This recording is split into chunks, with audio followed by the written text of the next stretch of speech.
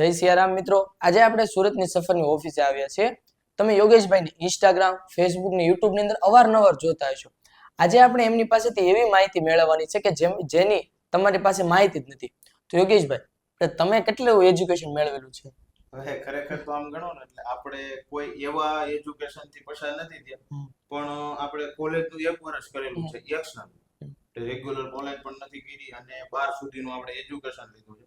પણ હકીકત જે કોઈ પણ વ્યક્તિ હજી ભણે છે, ભણતર જરૂરી છે, પણ જે વ્યક્તિઓની પાસે કંઈક આવડત છે અથવા તો કઈ મતલબ કરવું છે, એ વ્યક્તિઓનું કોઈ એવું ફિક્સ એજ્યુકેશન નથી કે એજ્યુકેશન હોય તો જ એ કરી શકે.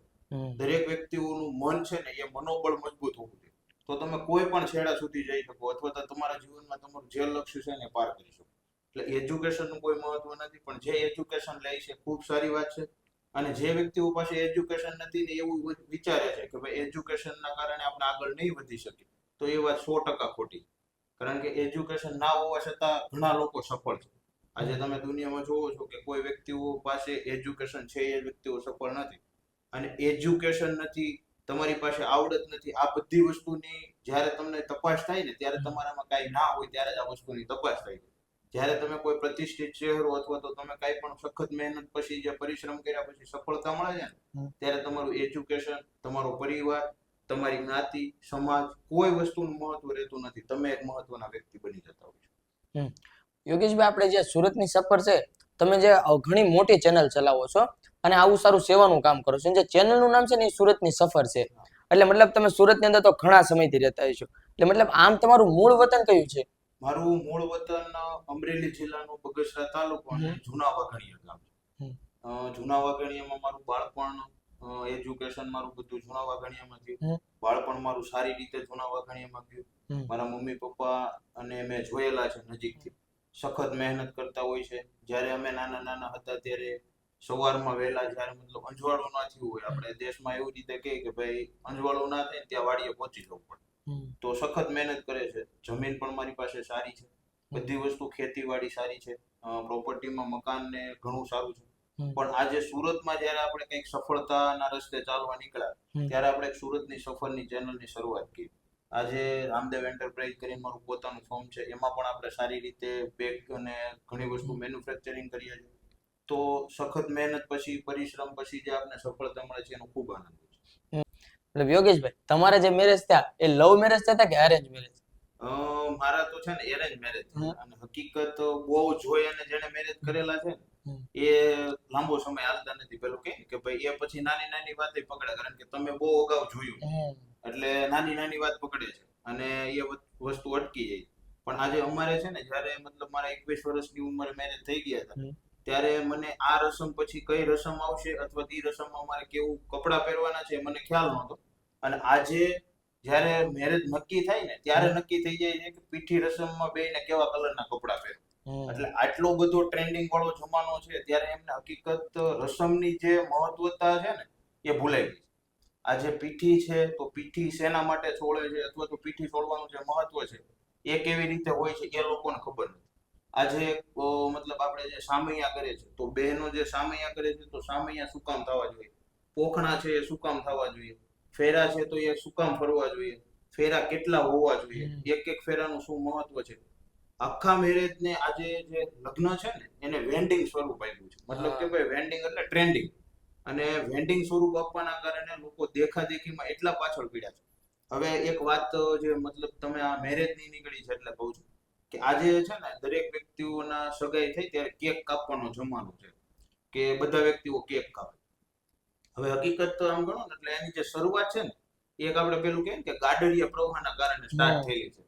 કે કોઈ દીકરીની મતલબ જે સગાઈ છે, તો એ દીકરીનો ત્યારે જન્મદિવસ હતો.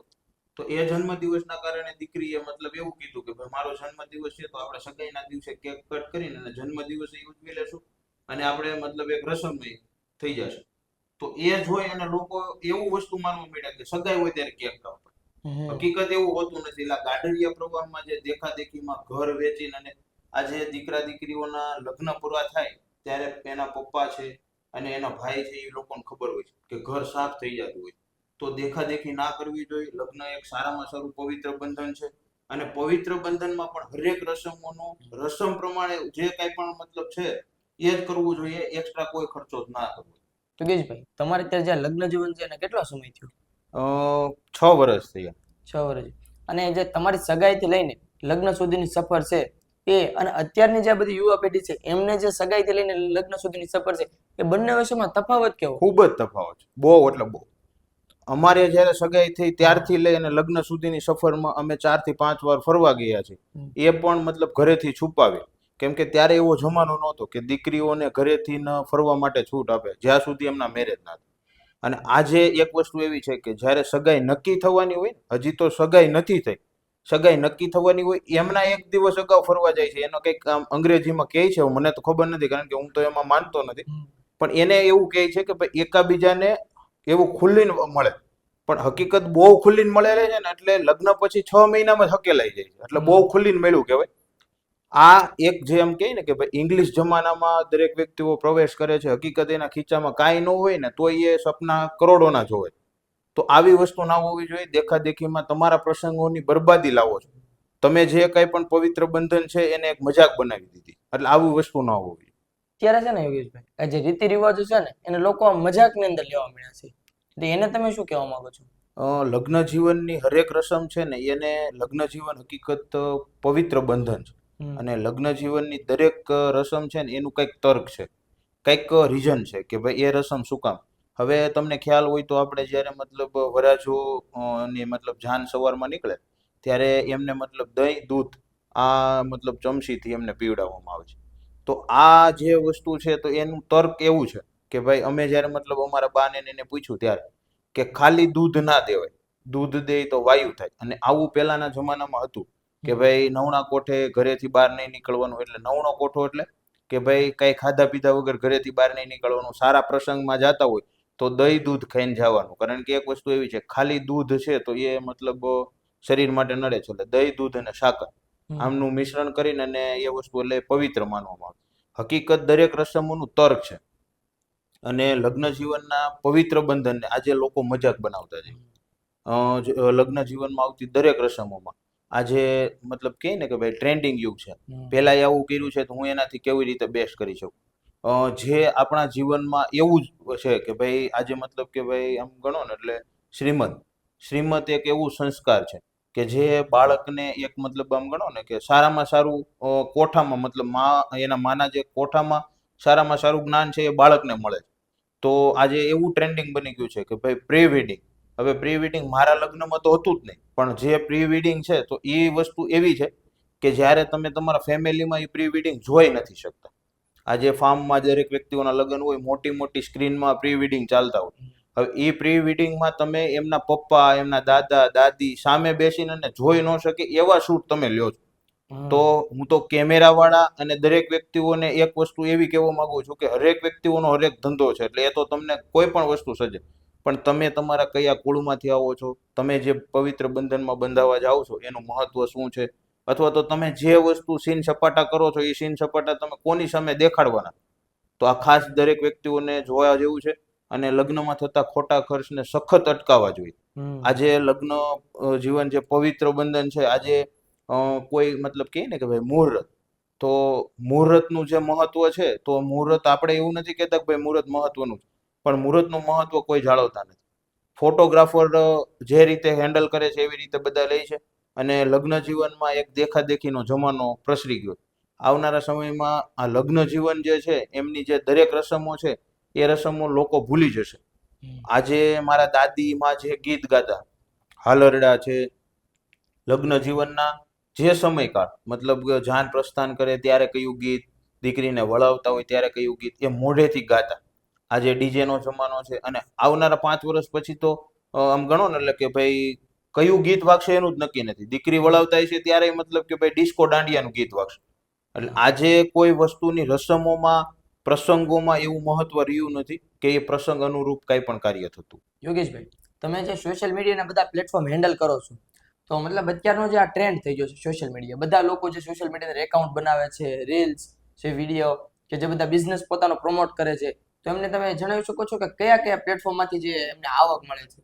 સોશિયલ મીડિયાના દરેક પ્લેટફોર્મ દરેક વ્યક્તિઓ યુઝ કરે છે. એમને ખાસ વિનંતી છે કે ખાલી પૈસા કમાવા માટેના સોશિયલ મીડિયાના પ્લેટફોર્મ કોઈ છે જ નહીં.